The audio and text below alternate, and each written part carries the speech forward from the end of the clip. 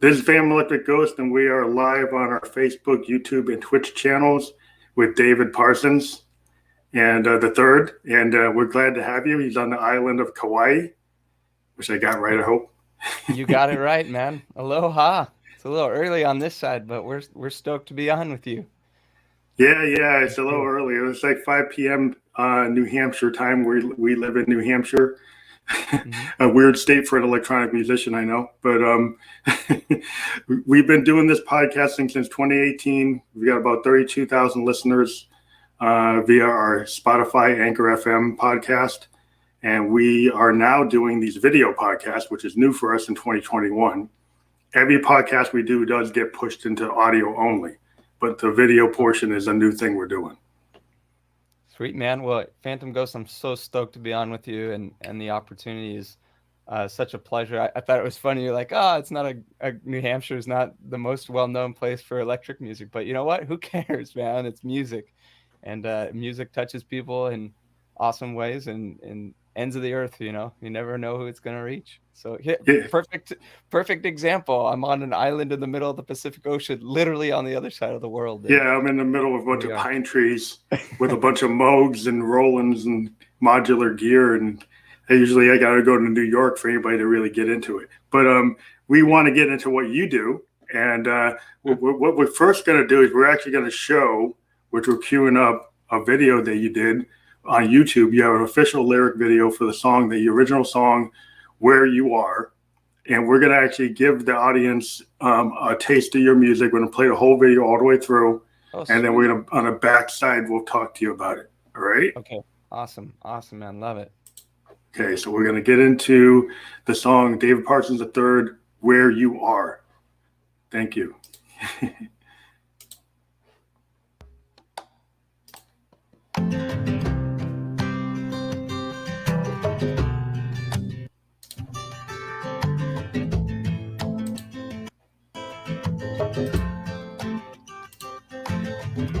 Well, in that hammock where we lay is where we loved, is where we laughed till the morning sun. And me and you, and me and you.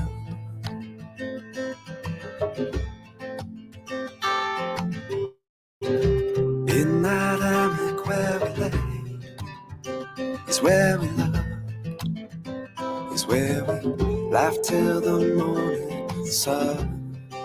And me and you, and me and you, tangled in the scent of you.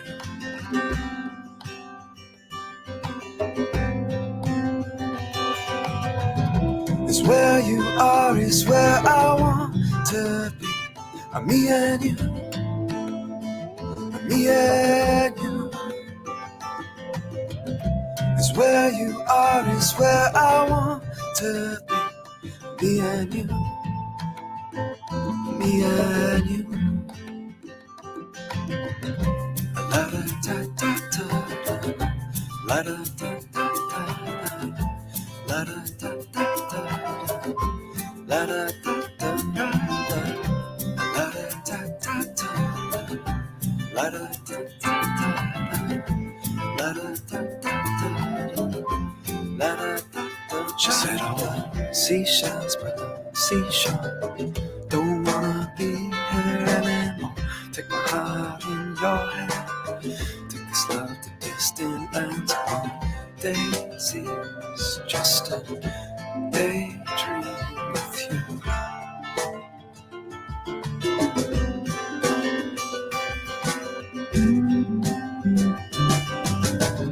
It's where you are, is where I want to be. Me and you, me and you. It's where you are, is where I want to be. Me and you, me and you.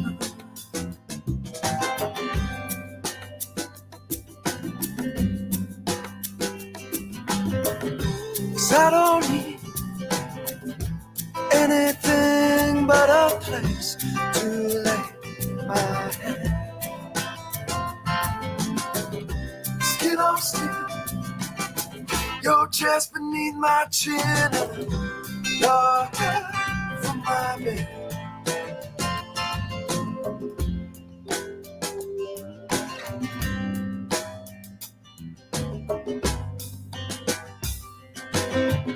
It's where you are, is where I want to be. Me and you, me and you. Is where you are, is where I want to be. Me and you, me and you. Is where you are, is where I want to be. Me and you, me and you. Is where you are, is where I want to be. Me and you, me and you.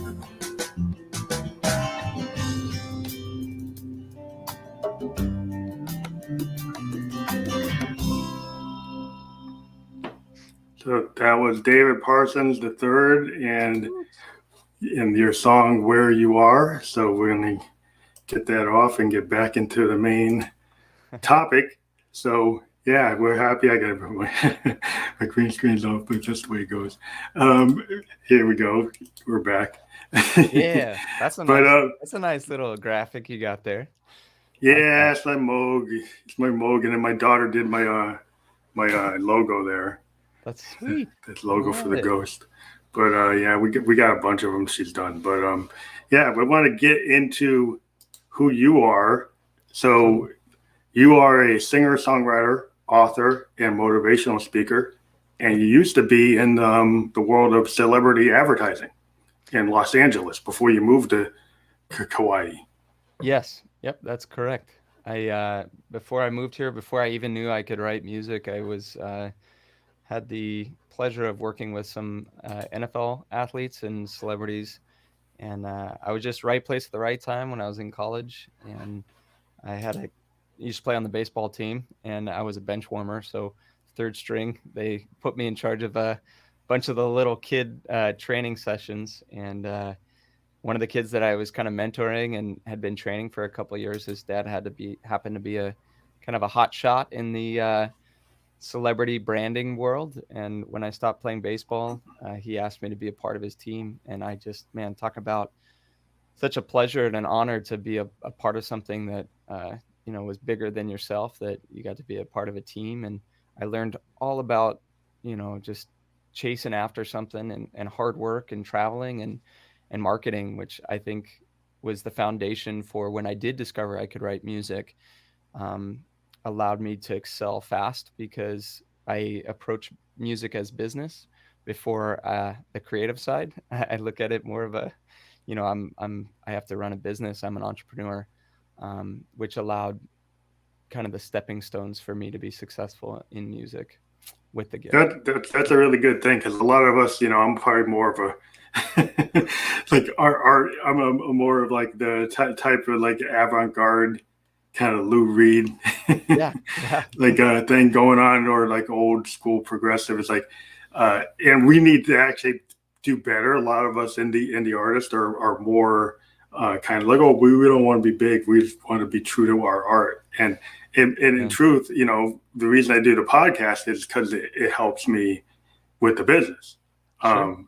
And so, I mean, if I as a musician, I'd rather probably spend 100% of my time on my Moog, but I spend a lot of time talking to other musicians, not even talking about my own music. So that's kind of a thing that you realize you have to put time in to get other things going on. Yes, from that business side. So you discovered like life on the island, which must be pretty cool. And you found that you had a talent for singing after you already had the really cool talent of marketing, which I think a lot of musicians, like we said, really need that. But you were influenced by one of my favorite artists of all time, Van Morrison. Yes, absolutely. And maybe you want to talk a little bit about that, because Van Morrison, Van the Man, he is like such a big, pillar of all types of music. So maybe talk about that a little bit.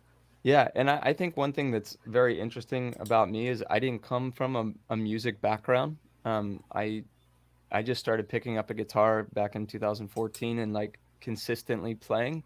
I started with like 4 chords, but something I was always drawn to with my father is we listen to oldies a lot. And you know, one of the artists that we used to listen to was Van Morrison, but I love him because I love his lyrics, and that's for me. I love songs that have lyrics that have purpose and intentionality behind them, and um, that hit you at a point where you connect with the lyrics and not, you know, as much as you do the music and the instruments behind it. For me, I've always just been a lyrically driven uh, person and musician. So for him, you know, Into the Mystic and Tupelo Honey, like those songs Yeah. that are driven by acoustic sounds, um, where he creates kind of an atmosphere that you can hear in the background of the song.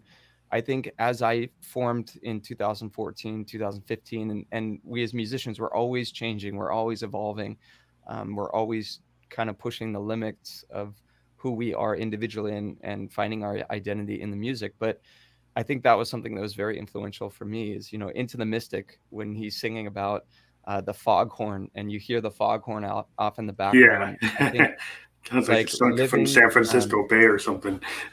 yeah, just living in Kaua'i, we have so much beautiful natural sounds around us, from the ocean to the sounds of the palm trees to, you know, I was talking with my wife and I just said, it's interesting. We have uh, this curtain that's in our bedroom, and it has this squeak, like this kind of squeak to it as the canyon wind passes through our house.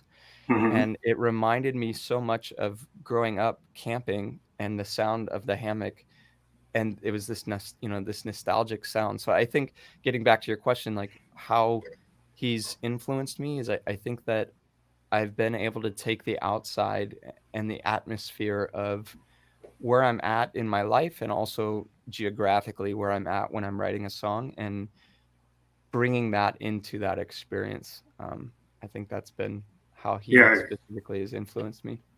One of the things I love about Van is, you know, if you think about his music, he's got this kind of Celtic romance thing going on, and he always names checks all these great authors, Yeah. right?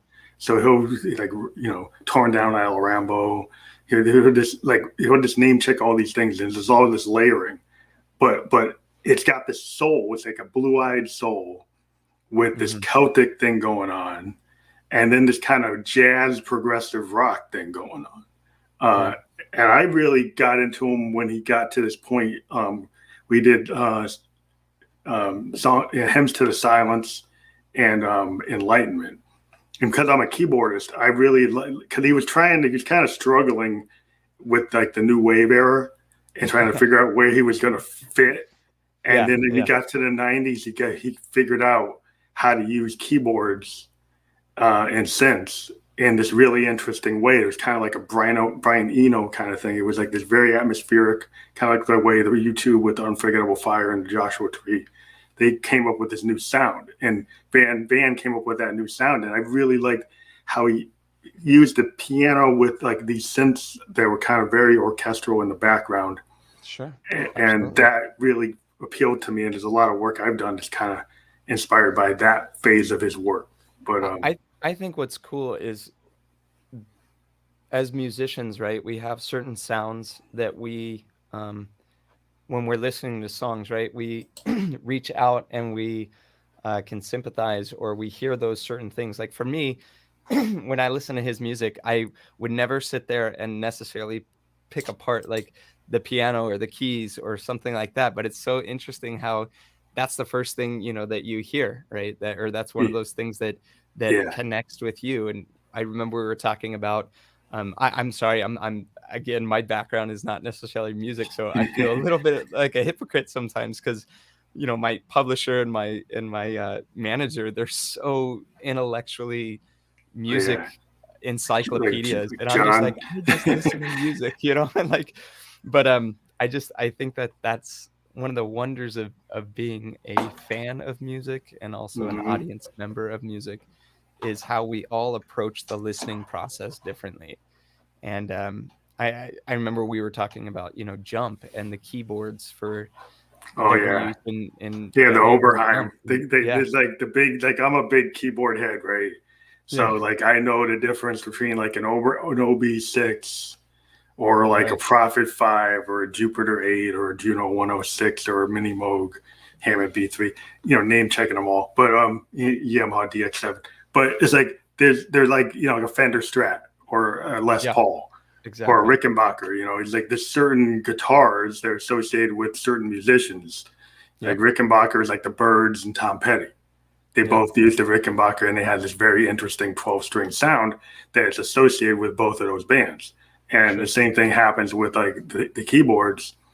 Like, you know, it's a big thing I'm into. I'm a big, you know, analog modular synth guy. Yeah, I think it's just interesting the way. But the other thing that's really interesting, I think, in music is like, well, I'm a keyboardist, but I love punk bands. I like Sure. the Clash. I like Husker Du. I like the Replacements. I like the Ramones. And you say, Yeah. well, why would you like that? Well, okay, think about Nine Inch Nails and Trent Reznor. There's a lot of punk in what Trent does with Nine Inch Nails. And so if he approached like the Clash and that kind of punk edge and that heavy rock, you know, a heavy metal kind of edge, like a Zeppelin edge, and put it into like electronic, you get this industrial sound. So yeah, I've always been a big fan of like merging genres, Sure. because I think that's where you get something new, and that's why I like talking to people in the indie world. And interesting, Right. when we talk about your influences, we have Van Morrison's really big. We got Jack Johnson and John Mayer, and I can see that when you're more of a singer-songwriter type. You got that standard singer-songwriter kind of like platform that's really big in the 70s.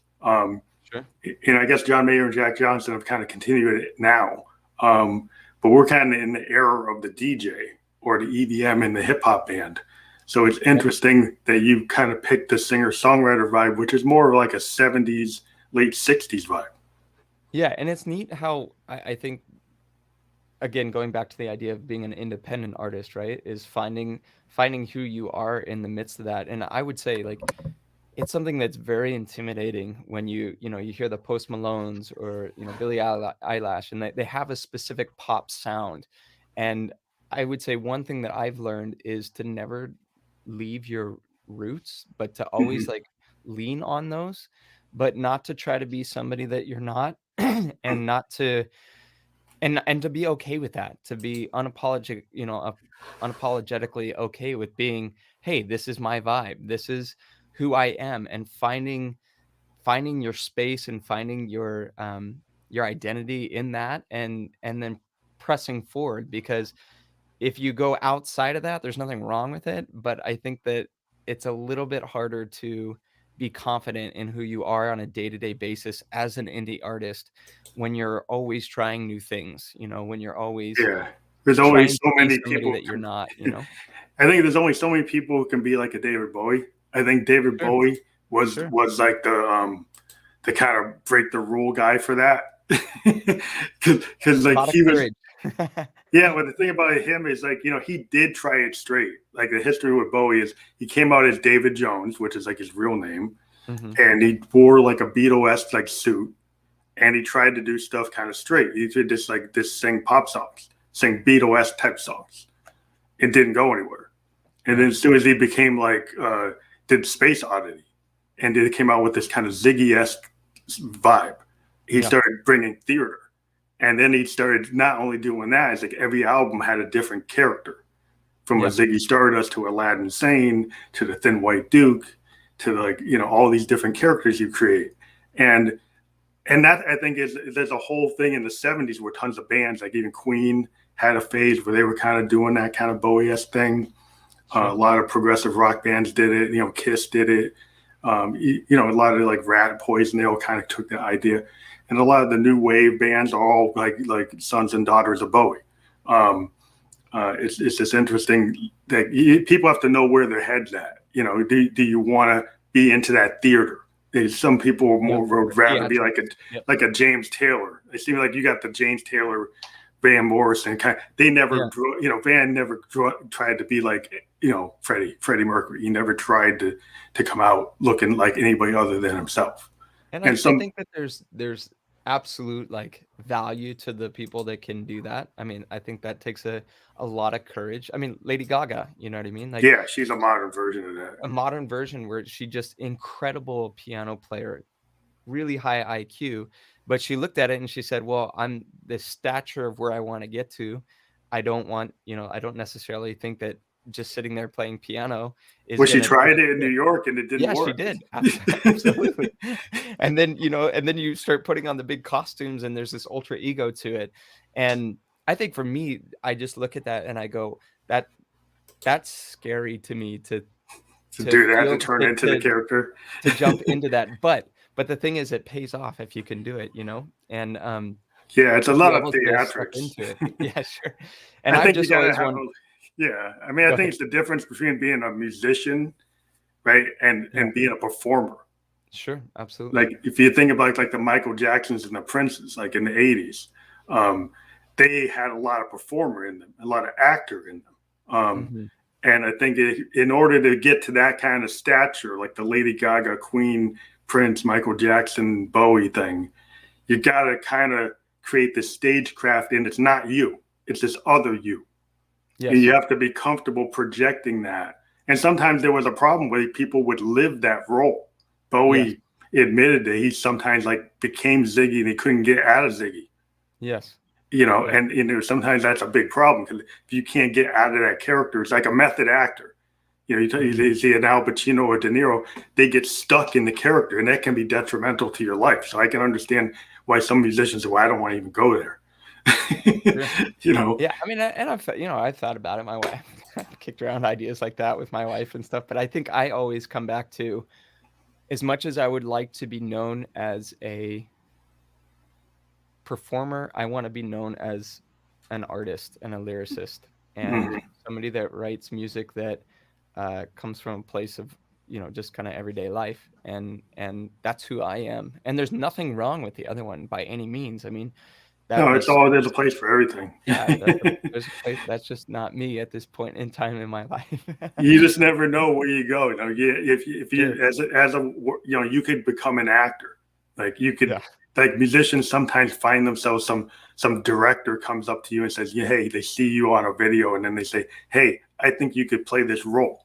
Yeah. Right. And then suddenly you go and play something you never thought you could do, right? Because the director pulls it out of you. So you never know where you're going to go if something like that happens. But what I think it's interesting, like I say, in this kind of age where we don't really have the singer-songwriter as much, I do focus in this program talking to singer-songwriters because I like the depth of what a singer-songwriter can do. I like the fact that it's like it's telling a story or reading a novel. In the same way that you like Van Morrison, I get drawn into people who, when I try to interview people, I want to understand like where they're coming from and why they want to write songs that tell stories, rather than just beat focused songs. Not that that's bad, but I'm more of a child of the 70s and 60s. I grew up with the Beatles. I grew up with the Stones. I grew up with songs in albums. I actually am not a playlist person. I'm more of an album focused person.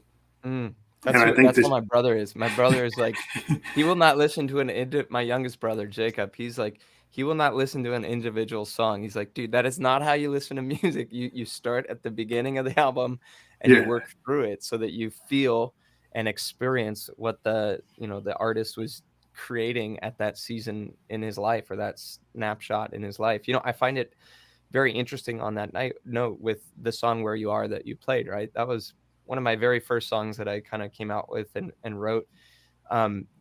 And the inspiration behind that is my auntie Linda. She passed away from breast cancer about 12 years ago. And she's just this vibrant, beautiful, one of those people that when they walk into a room, they just light the whole room up and always has a smile and brings this sense of peace, right? And my Uncle Robert, her husband, about a year or two after she passed away, we were sitting there and it was Christmas Eve. And, we've done the family big get together. And I saw this photo of my Auntie Linda and my Uncle Robert up on the mantle. And it was one of their last trips to, I believe it was Maui, one of the other Hawaiian Islands. And at this point in her life, we knew that it was terminal and all that stuff. And I just said, Uncle Robert, what do you miss most about Auntie Linda? And he said, right out of his mouth, he said, wherever Auntie Linda is where I wanted to be. And that's where that song "Where You Are" came from, the lyrics of that. So I think for me, everybody's process is different, but I'll hear these things in everyday life that I'm like, that right there, that's the song. And you go throughout, you go throughout your every single day, and the ebb and flow of life, and you hear these things. When my executive assistant, Jordan, when I first met him, something that stood out to me is he said, he would say, treat yourself good, treat yourself today. And I was like, that right there, that's the essence. That's another song. There's another song. Yeah. So I think that is a really core thing. I think as singer-songwriters, I think creative people, as the talent, like whether you're a musician, right, and you figure out, like as a like an instrument, when you play your instrument, you kind of, we'll get into this, but like all your influences when you're playing an instrument kind of subconsciously come out. Yeah. And lyrics is a whole nother thing. You kind of subconsciously or consciously make decisions. Like you heard that story, and then you turned it into what your kind of sound painting, your sound movie, your sound little vision. Yeah, and then the whole, the song, it all kind of comes together. I was thinking like, okay, well, what's a scene, and what is somebody thinking when they're in that place in life where they know they have a limited amount of time, and how can I think about this from somebody else's perspective? In this case, being my uncle, and that's why the whole song starts out with in that hammock, where we just we woke up to the sunrise and stuff, and then it goes on to say. Talks about the kind of the simpler things of life, and how if I was in that position of, hey, you have X amount of months left to live, where would you want to be? And I was like, well, I would want to be somewhere that has sunshine and rainbows and butterflies, all that good stuff, and kind of end it that way. But yeah, with a positive kind of vision on something that you could go kind of dark on, and you went to the light, which is, I think that's the talent of singer-songwriters. I mean, sometimes, like I'm a big fan of Lou Reed and his kind of delving into New York darkness. Okay. Because I kind of like the kind of dark corners of the street, like Graham Parsons used to actually talk about that in his work. But yeah, it's just, and even like Johnny Cash would kind of focus on like criminals as like the heroes in his songs. and it's like, okay, well, that's cool, but it's also good to have the kind of happy power that you get in a Motown song, or you get into something with a cool beat and talking about romance. And it's always like a weird dichotomy. Like, can you create like this very happy beat, but maybe have lyrics that are a little bit more depressive, but the beat is so powerful that people don't actually see that the song is actually sad. Yeah. If you actually read the lyrics, it's sad, but the feeling the song conveys is happy. Exact opposite. Yeah, I actually like that dichotomy. I'm kind of into that. I like that too when in movies, right? Where I can't name exact one right now, but every once in a while I'll see this play out in movies or in a TV show where it's some like, horrific scene of somebody dying or some whatever, and then it's like it's this weird like happy just solo song. Sometimes it'll be like a cappella with just with like a guitar or like a bass. Yeah, Quentin Tarantino's famous for putting songs like that into like really crazy scenes. Yeah, I think that's actually what I was like. Reservoir Dogs has this really like I think this really famous song. I forget the name of it, but it's like there's this famous scene where this guy goes and does all this horrific things, but it's got this kind of folky song that's kind of upbeat while he's doing it. And Tarantino is famous for taking like songs and putting kind of really creepy imagery around them. And they got the dichotomy, but yeah, diverge. But I think it's interesting. We know your influences, and we know that you had, you came from a different background from most musicians, that they probably would like to have your skill set. But you started to, and I'd like to have their creativity. Just throwing that out there. Well, you do have it because you're doing your own work. So you found a voice. You found your voice, Sure. and you started based on what I'm reading your background. Like you performed in the restaurants and hotels, and on that you actually have a lot of cool venues like you would in LA because you're in a tourist area. So is that maybe talk about how you were able to go from one type of a career into this other career, because it's one thing to be like somebody that wants to do that, but how did you get yourself into that performing mode, which is totally different than what you had done before in your life? Yeah, I think with working with the celebrities and stuff, I had to probably when I was like 18, 19, I had to be in positions where I had to sell our websites or like our design, because we created websites, right, for NFL guys. So it was my job next to the CEOs to go into these situations where agents would be, or publicists for teams would be, or the actual, players and athletes themselves. And basically from scratch have to, in a very quick elevator pitch, sell them on an idea and the values of that. So I think for me, getting into music as a full-time artist, I had this drive to say, I don't care if people don't like what I have to play. There's going to be somebody out there that likes it. And I'm not the greatest. I'll be the first to tell you, I'm certainly not, John Mayer or Jack Johnson by any means.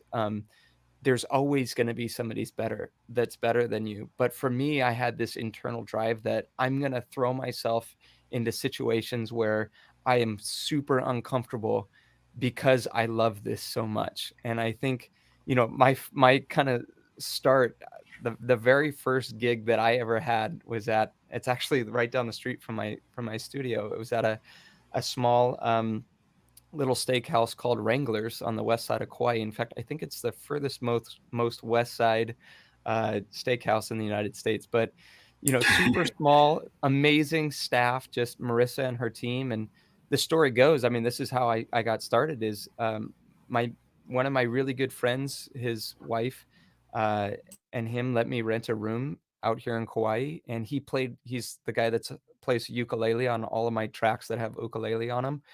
And this guy just loves playing. He just absolutely loves playing music. And so 3-4 nights a week, his name's Mitch. Mitch would get his ukulele out and just strum Folsom Prison and go down the list of 10, 20 different songs. And he's like, Dave, you got to play music with me. And I'm like, I brought my guitar, but I know this was 2013. Like, I know 3 chords. And so we started playing, and then they ran a little bed and breakfast. And so we started playing 2-3 nights very consistently for 5, 6, 7, 8 guests that would come into the lobby area, his family, the family room and stuff. And they started asking us, hey, do you have a CD? Do you have a CD? And at first I'm like, we sound so bad. Why would you want a CD? And then about 6 months into it, my marketing brain kicked in, and it was like, wait, if there's strangers from across the world consistently asking you for a CD, maybe there's something more to this vibe. Maybe there's something to this. And so I had a Friday night. So I went from CEO of the marketing company to when I hit the island, I wanted a fresh restart. And that's a lot about what I talk about when I get to speak to students at, business schools and music schools. Is I needed a restart. And I wanted to do that in my mid-20s before I settled down and found a wife and, started having kids. And when I came to the island, I had, like I said, I knew 4 chords, and all I wanted to do is go from 12-hour days, 6 days a week in marketing to being the kid I never got to be through my college years. And so I was a busser. I was a busser at a restaurant and a server here on Kaua'i. And I just, took the time to learn how to surf. I took the time to start playing guitar and do these sessions with Mitch. And I think it all started, I had one night off. It was a Friday night, and I went down to this street fair that was every Friday, about 15 minutes from my house. And there were street performers. You could go pick a light, a street light to sit underneath and play. So I did that. I went down. I think I knew literally 8 songs from playing with Mitch in his family room for these guests. I knew about 8 songs by heart by that time. I was so nervous, Phantom. I closed my eyes. I started playing the 8 songs I knew. I'd peek, under every once in a while to make sure my chords were right. And are they still there? The crowd there? And I opened my eyes, and there was about 13 people there. And I remember there was $48 in cash. And that was the moment I said, this is what I'm doing for the rest of my life. And on the ride home, I was on such a high from making the tips that I pulled over to that steakhouse. I walked right in. And again, this is the salesman in me, the marketer in me. I have no idea what I'm doing. I'm not by any means ready to be a performer for a travel destination restaurant. But I went right up to the counter and I said, hey, do you guys ever need live music? And the lady that was at the counter, she said to me, David, did anybody tell you about this? We talked about this this afternoon in our managers meeting about bringing on live music in our restaurant. Wow. And she said, can you stay here? And she went back and got Marissa, who is the assistant general manager. And she said, hey, can you play for 2 hours? I said, yes, absolutely. Which I didn't have a set list at all for that space and time. She's like, how much do you want to get paid? I was like, $150 for 2 hours. And she's like, great, we'll see you next Friday. I was like, great, you'll see me next Friday. And so then, for a solid 6 to 9 months, it was just forcing myself to get as many of those gigs as I could. And literally Phantom Ghost, I remember I would get on stage, I'd be 2-3 songs in, and I'd be sweating so much because I was so nervous. And I remember looking down at my sheet music and going, why am I doing this to myself? I hate this. I don't enjoy this. And fast forward now, making that transition to playing in front of a lot of people and being completely comfortable and being able to focus on, being more of an entertainer rather than a sweating musician being scared. Well, I think it's it's weird when you start later as a musician, because a lot of us, I started when I was 13, 14 years old. Yeah, that's what you're creating bands in the basement, punk bands and garage bands, kind of the original garage band, basement bands, and going to house parties and trying to get playing at pizza joints, and just the kind of working musician thing that we all tend to do. But different people, I've talked to other artists like yourself that started later. They started in their late 20s or their 30s or their 40s. And it's a lot of times it's really the passion. And most of the time, the reason I talk to indie artists is because most independent artists, they're not actually trying to make money initially. They're doing it because there's something inside themselves they want to do. They want to say something. They have something inside that they want to express. And usually what happens is if you're dedicated enough, you will find people that want to hear that. They want to hear what you have to say or sing or present. And then your talent to be, a pusher. I think to push yourself is a lot of musicians will try to do it at different levels.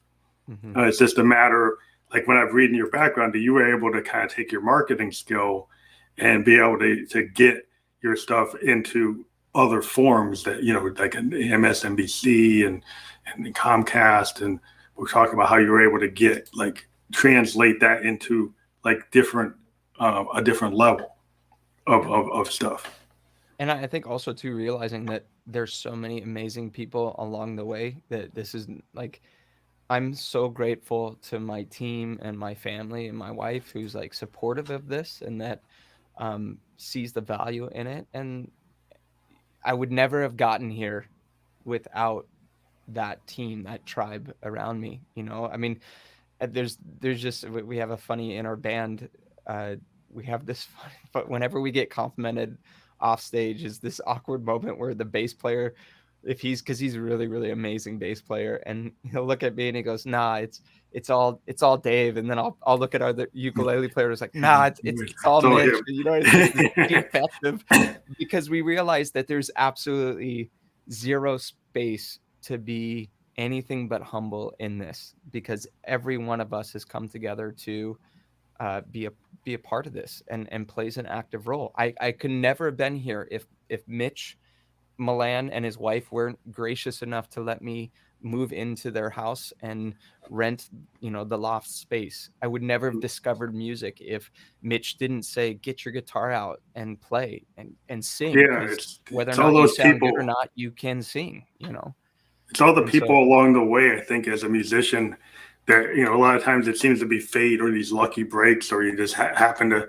but it's really like you have to put yourself out of the 9 to 5 thing. You have to take a risk. I mean, every musician, a lot of times, whether they get supported, a lot of musicians end up having a situation where like their parents, they're really not into music. They're like, you're not going to make any money. You're not going to go get a real job. Right. And so a lot of times musicians have to kind of buck against, like, their parents aren't supportive. Their best friends might not be supportive. They end up finding a different community of other musicians or people who are into supporting musicians and find a different world to kind of phase into that. And it seems like, it's hard because a lot of times there's a lot of people in the world that don't seem to understand that music is in everything. I mean, it's in movies, it's in TV shows, it's in video games, it's like everywhere. So when people say you can't make money, they just don't fully understand how deep music is. I mean, it's in everything that's out there. So if you tap into that, you can actually make money. Yeah, and I also think that it's it's building for me. It's having been willing to do the crap stuff. Like, I can't tell you how many times I've played at restaurants and there's 2 or 3 people there, and I make $100 or $50, and there's zero praise in it. You have to come to terms with that, and you have to still treat that session or that concert or that performance as if those 2 people that are sitting there are the owners of Capitol Records, and it's having the same passion for. And I'm not the best. I mean, I'll be the first to tell you, there's some nights where I'm just exhausted, and I don't have. I'm not on my A game. But what I guess my advice would be is, if you want to be a successful musician, I think there's two parts to it. One is not waiting for inspiration to happen. I hear that all the time is, oh, I don't feel inspired. And so I'm it's been a long time since I've been, felt inspired. And it's like, no, you show up and you create your own inspiration. You have to show up. You have to bring it every single day. You have to be willing to sit down and start writing and realize. I tell my team all the time, like, hey, there's going to probably be 200 really, really bad songs that I write. But in that process, I'm going to make little incremental improvements. And I think that's a core thing, because like I'm a crazy, like, prolific type of like writer. I pretty much really are. You really are. I write, like, I got like maybe 1,500, 2,000 compositions I've been working on. And it's like I have my studio in my bedroom. So pretty much if I wake up, I just go and start working, right? And so it's like everything is like right next to me. I'm like original bedroom producer. So so the whole idea is like I do so many hours worth of music. And people say, well, why are you doing that? I say, well, because what I find is if I just record, right? If I just go and I record and I just then I go back and I listen to it, I find things that I work on. If I give myself all this reference material, just like my latest thing that I do since COVID, right? Since I can't go out in New Hampshire, we can't play venues. Most of the Northeast, we can't play venues. So I do these live concerts from my studio, and then I record them. And then I find that in those live concerts, what happens is instead of just doing a recording session and then start and stop, I force myself to go live because it makes me do improvisation, and it makes you can't just stop because you're playing live. So then you kind of let the music go wherever it's going to go. And I find that actually gives me a lot of raw material that I can use for weeks and weeks and pull out the things I didn't even know I was going to do.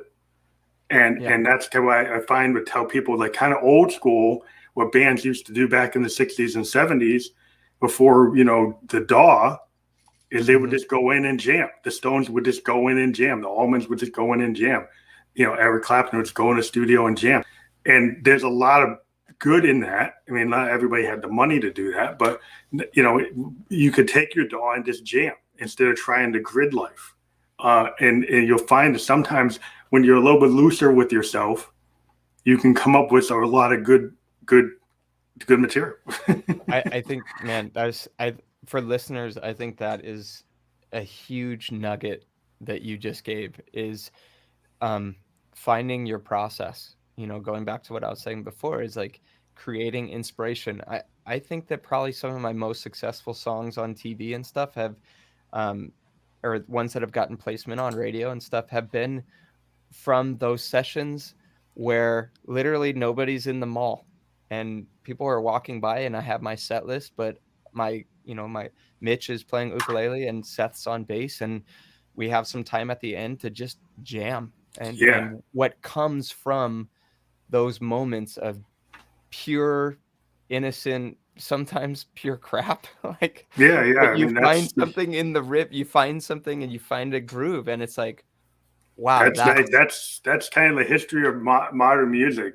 Yeah. Is so many bands end up recording something they didn't even know they were going to do. Right? They just ran the tape in the old school recording studios. They just run the tape, and even like a lot of bands would go on the road.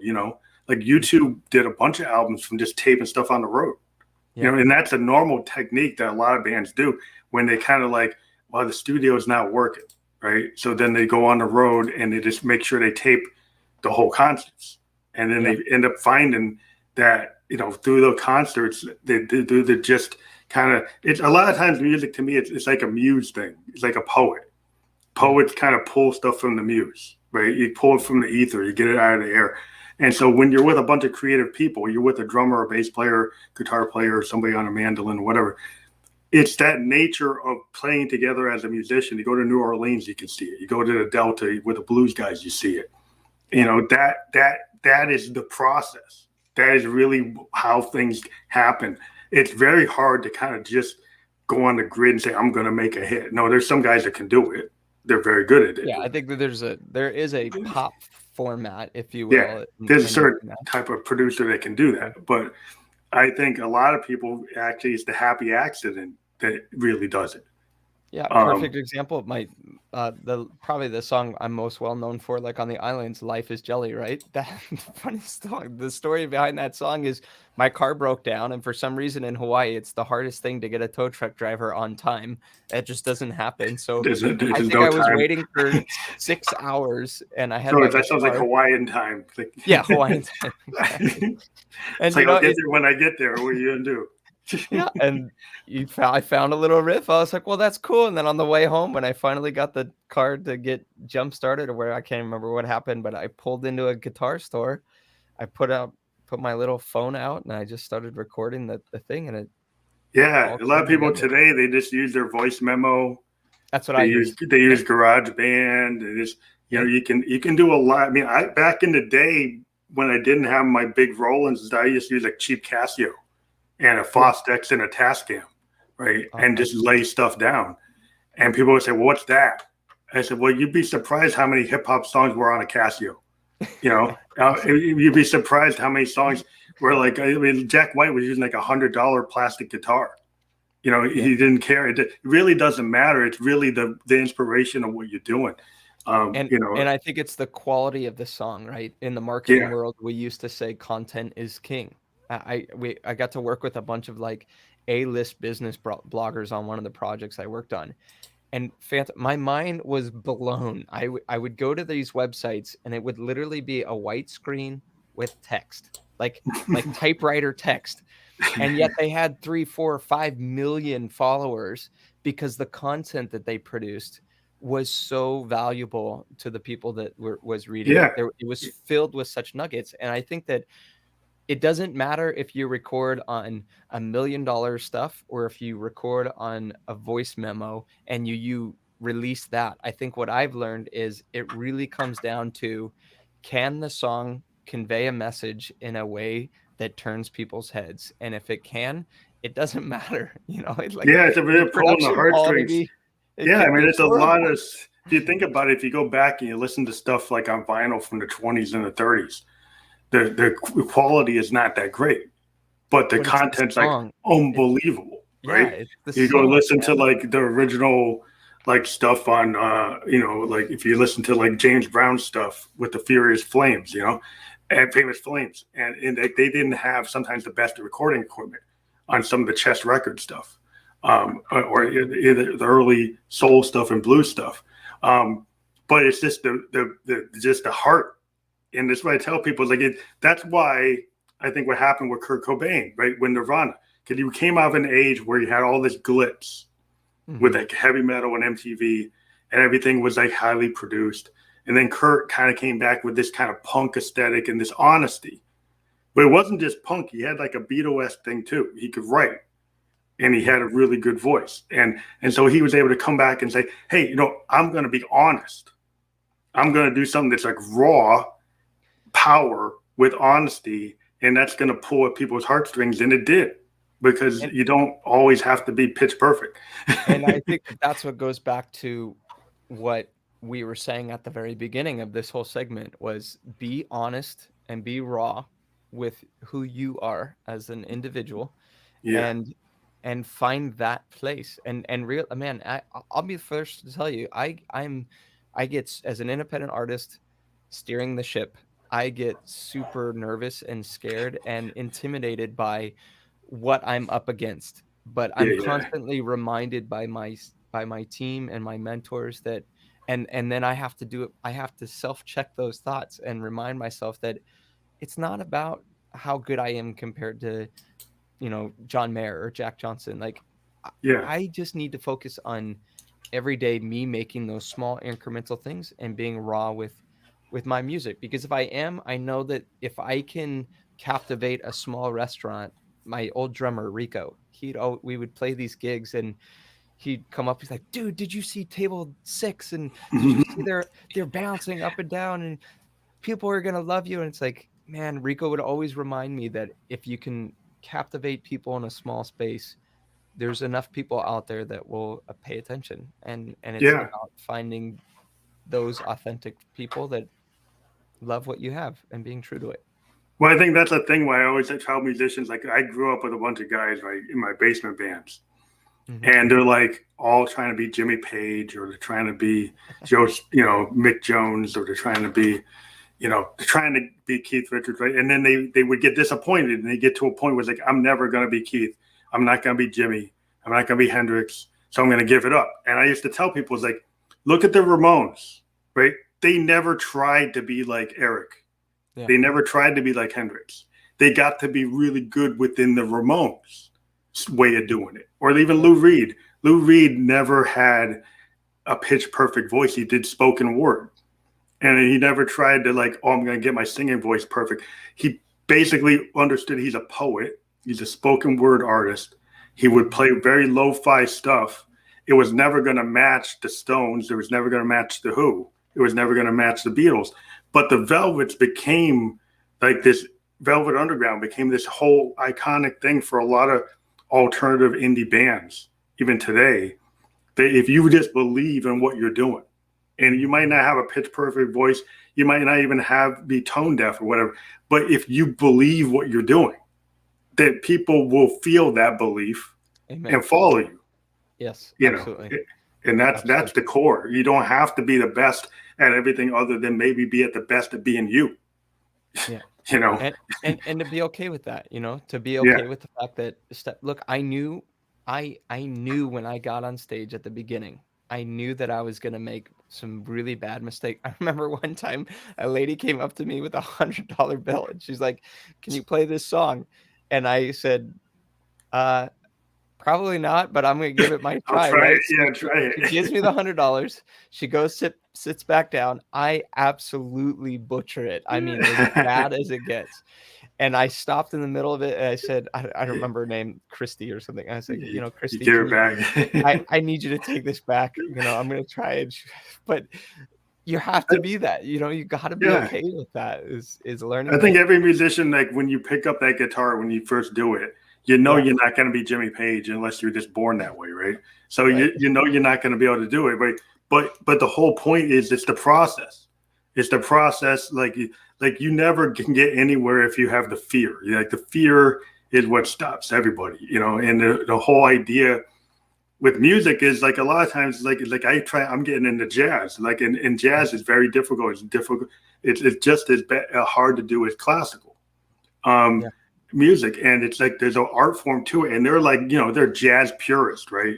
You play with some jazz guys, like if you can't hang with their capability, they're like, oh, you get out of here, right? Get out. But you got to be able to, like, okay, you know, you got to be able to roll off a mistake and figure out how to go with it. And that's the core, like in jazz, is like you can hang with the big dogs if you learn how to deal with, if you hit the wrong key, you're going the wrong way, but you do something interesting, and then the guy say, wow, I didn't think you could save that or fix that. And it's really not being scared and kind of just being comfortable.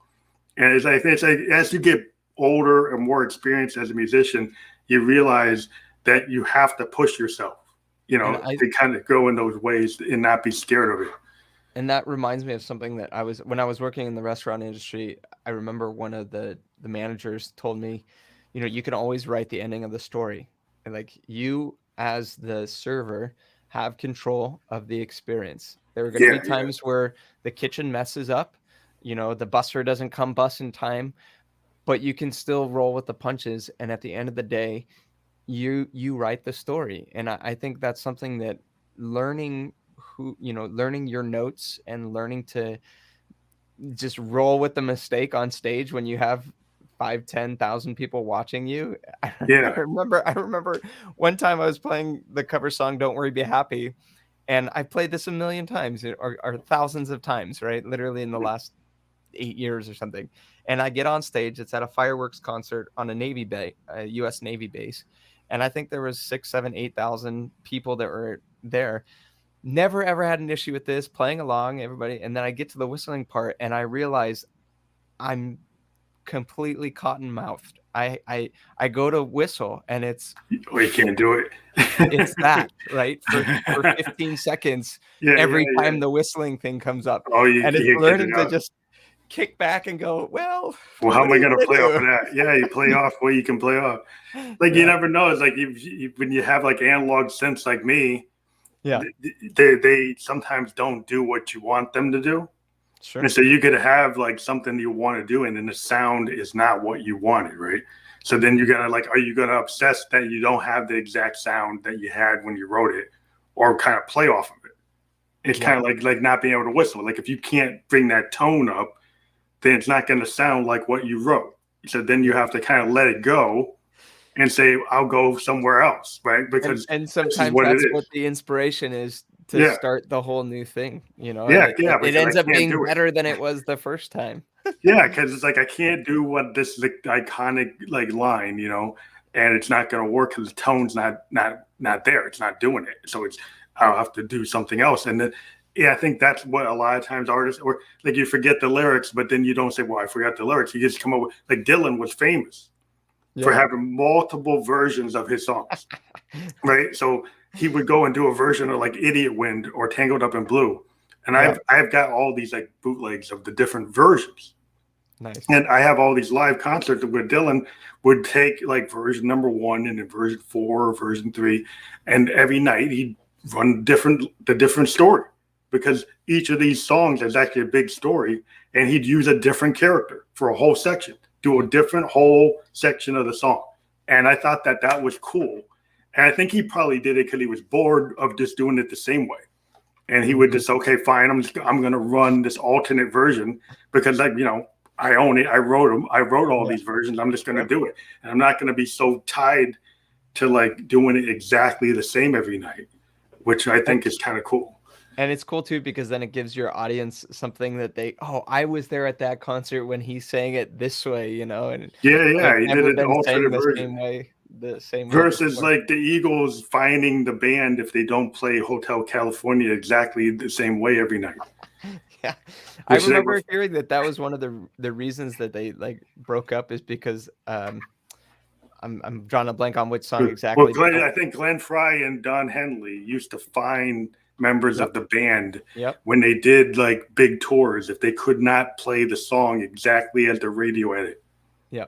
Yeah, and there's And- a, and you know, I there's can a value understand. to that, but at the same time, I think when you become so confined, that you know, that's something that I think too that has been very interesting. I've had a lot of friends study music through college, grew up in the music scene, and I got this question a couple weeks ago from a student, like, how do you know what the balance is between music theory and passion? And for me, I never came from the music theory Theory, you go side. for the I, passion. I wish I did. I wish I did, in the sense that I wish I knew how certain chords played with each other, but I Mhm. don't. I don't know how to do scales. I'm good at chords and I'm semi decent at writing melodies and some lyrics. So you got to play to that. But I think one thing that's important as you're breaking into thinking whether or not, hey, do I want to be an independent artist, or do I want to do music as a hobby, or do I want to go, you know, as a label, is never letting the theory of music and the technicalities of music keep you from doing music, or just being okay with it being not to some rigid structure. I've seen probably 3 to 5 musicians that are close friends of mine that aren't even in the music industry anymore, because I personally feel like they lost the passion in the technicality of music. And I don't think that that's why we have music, or why it No, exists. I think a lot of it is just like virtuosity can be in different levels. Like you can be somebody who can sight read, sheet read, no theory, or you could be, you know, like a band like I love is like Sun Ra, this experimental jazz band, and they just like, you know, it's experimentation, and it's like taking discordant ideas and running with them, and taking all kinds of weird spoken word poetry and integrating it into bebop and fusion and free jazz. And fusion and free jazz are just very improvisational, and people like they might have like a I don't know, like they might take a theme from a TV show, they might take a theme from a movie and then run it into the song, and then you know, that's the thing about jazz, you'll take something out of the ether and then you'll kind of play with it and then bring it back and change it and invert it. And it's kind of like, it's just this game. You keep on playing these games with these, oh, I can take this tone and kind of play with it and move it around. But I think that to me is what's fun. It's like, it's not the fun of like, I'm going to play it the same way every night, like Bach or Beethoven. Yeah. I'm going to reinvent it all the time because of the way I feel. Like tonight I feel a certain way, I'm going to play it that way. And it's more like a blues thing, you know, or a punk thing, where it's the punk aesthetic or the blues feeling that makes you want to listen to Lead Belly, Robert Johnson, or any of the great like bluesmen, because it's like they could approach that same structure, but every night if they're pissed off about their girlfriend left them and stole all their money and wrecked their car, then they're gonna go do something different than they did before.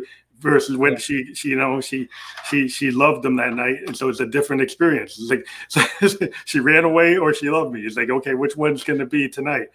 And I think that to answer the question, you know, it's for me, and again, this is just me. I'm nobody in the grand scheme of, you know, iconic music legends, but my personal approach is not to get caught up in the theory, but to know enough chords, to know enough to be able to blend that with a melody and a structure that works, and lyrics that fit that, and then let That's the all rest go, you know. Yeah, that's when you know what you can Tell it. do. I mean, if you think about it, there's a lot of bands that know 3 or 4 chords, right? And that's their whole stick. That's their whole thing. AC/DC, baby. Yeah. I mean, you get to the Ramones and AC/DC, you get to the Sex Pistols.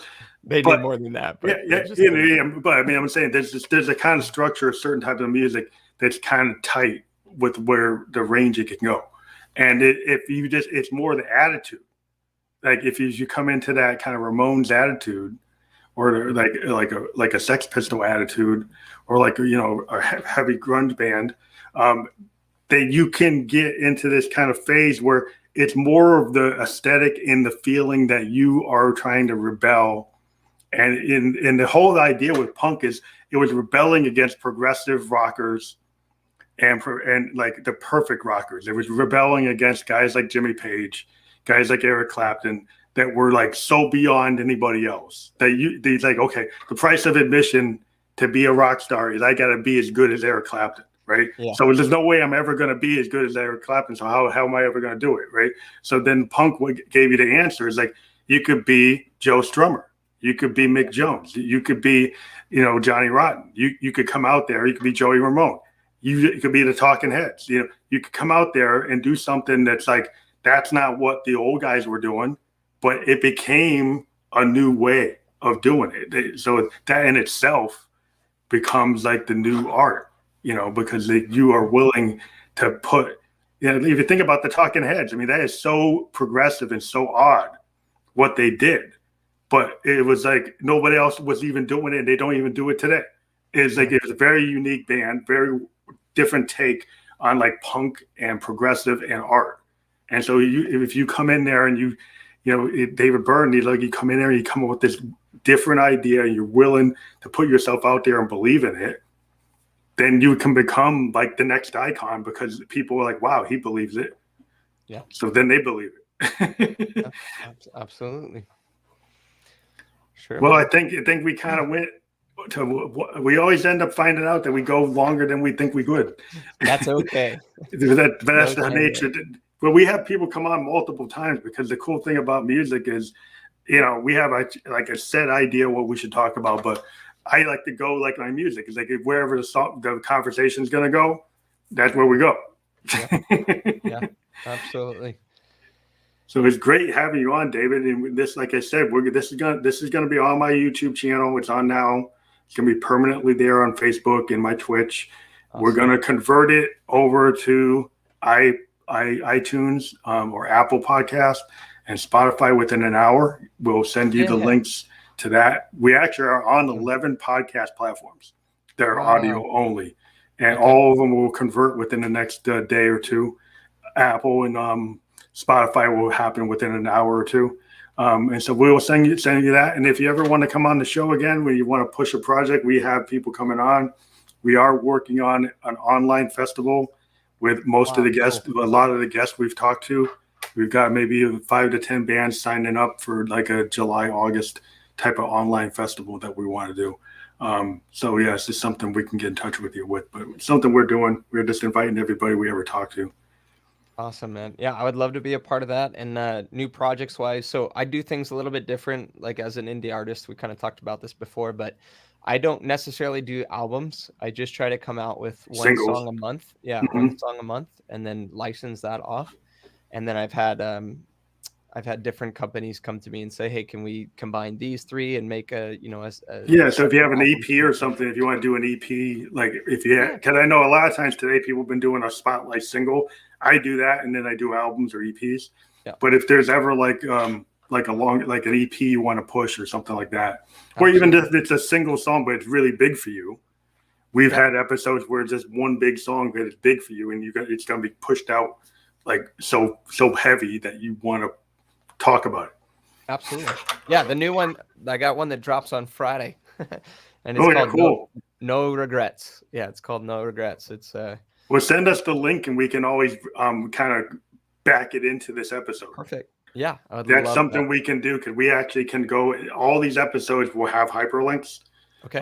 And so like when that comes out, let us know and we'll just update, and it will actually cascade through all the audio podcast, and we can manually put it into the video ones. That's awesome, man. That sounds sweet. Well, we got to push each other, we're all our own. Come on. Well, I think the thing is like everybody has to create their own collective. The reason indie artists do well today is because we kind of create our own collective, pushing each other, and I think that's the best thing to do. Yeah, absolutely.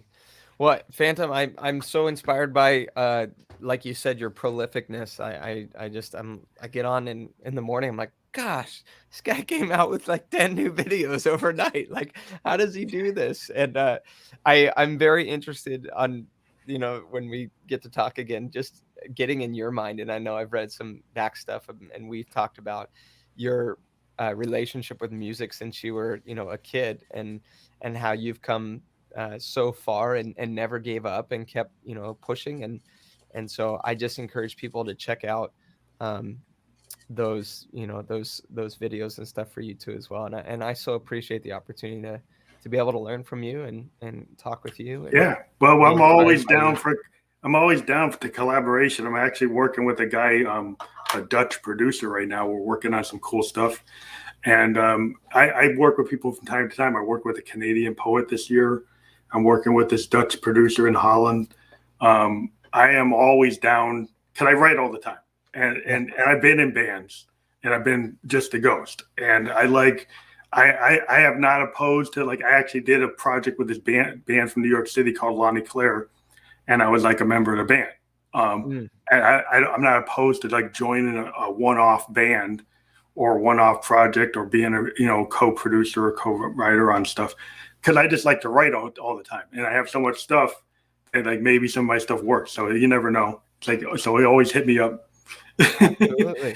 Yeah, absolutely. And especially when I'm going for like those different sounds, you know, the different the keyboard sounds and stuff. I was so impressed on our previous conversation off air about just your knowledge of keyboards and sounds and the iconic sounds that are caught in different songs throughout the ages or throughout the last, you know, couple decades. Yeah, that's my obsession, is like music history. I mean, I was watching a documentary on the history of Roland. This guy in England did this YouTube documentary, like that tracked every single Roland keyboard from the birth of the company. Oh my! And God. I just, you know, my wife was like, "What is that?" It's like, how can you spend so much time? Do you want to watch it? My wife was like, "Do you think I'm going to watch that?" I was like, "Well, I guess not." I got a funny story for you. So my wife and I, right? I love U.S. history. I'm a huge Civil War buff and a World War II buff, and I don't know. That was something I loved enjoying. And when my wife and I got married, she's like, "Can you put on another one of those Civil War documentaries so I can fall asleep easier?" Yeah, that's what I knew. I was like, "I'm marrying you, girl," because our weaknesses and strengths certainly cancel each other out. So it's very yeah. I know how to put people to sleep. Anyways, all right, Phantom. Hey, thank you so much. I'm just very grateful for the time and making a new friend. So yeah, it's great. Yeah, we'll be in touch, because I'm sure we can get this online concert. I'd like to see, you know, from Kaua'i, is what you could put together. I would love to be a part of that. Cool. We'll be in touch. I'll talk to you and John about that. Okay, sounds good. Great. Okay, bye. Shoots. Aloha. Bye.